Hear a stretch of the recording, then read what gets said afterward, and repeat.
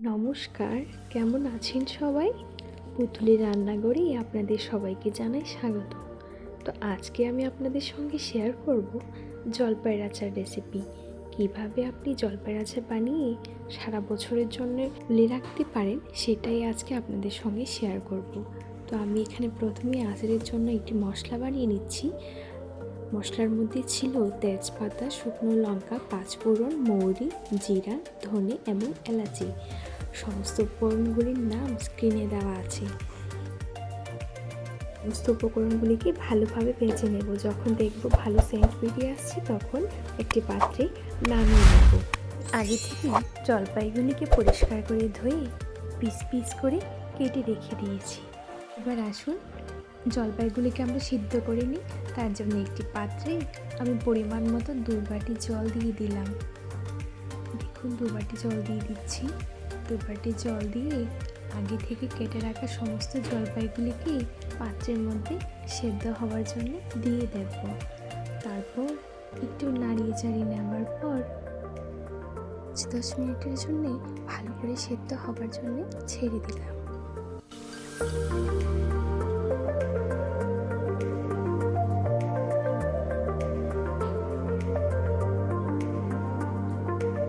জলপাইগুলি প্রায় মোটামুটি সেদ্ধ হয়ে গেছে, আর একটু পরিমাণ ঢাকা দিয়ে রেখে দিলেই হয়ে যাবে। তো আর একটু ঢাকা দিয়ে রেখে দেওয়ার পর আমি আবারও দেখে নিচ্ছি জলপাইগুলি এখন প্রায় মোটামুটি হয়ে গেছে।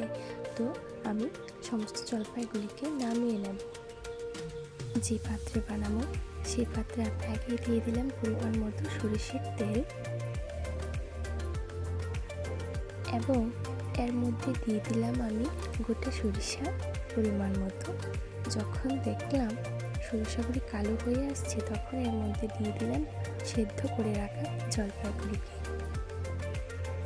একটু নাড়িয়ে চাড়িয়ে নেবার পর এর মধ্যে দিয়ে দিলাম আমি পরিমাণ মতো হলুদ গুঁড়ো আর দিয়ে দিলাম পরিমাণ মতো লবণ।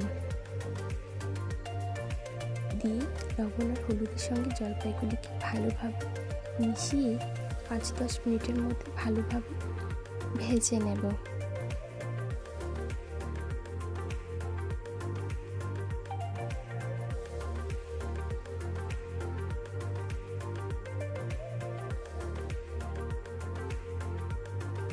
এখন একটু পরপরই নাড়তে হবে, আর না হলে পুড়ে যাওয়ার সম্ভাবনাটা বেশি থাকবে।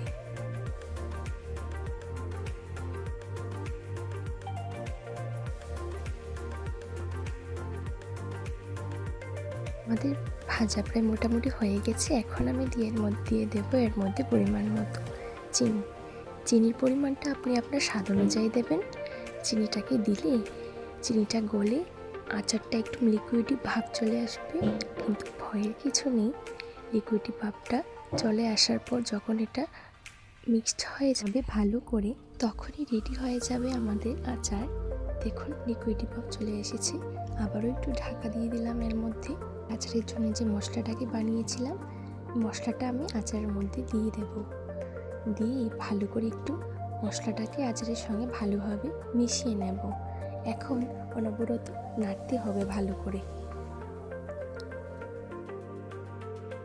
এখন লিকুইডি ভাবটা আস্তে আস্তে ঘন হয়ে আসছে, কালারটাও পরিবর্তন হয়ে গেল।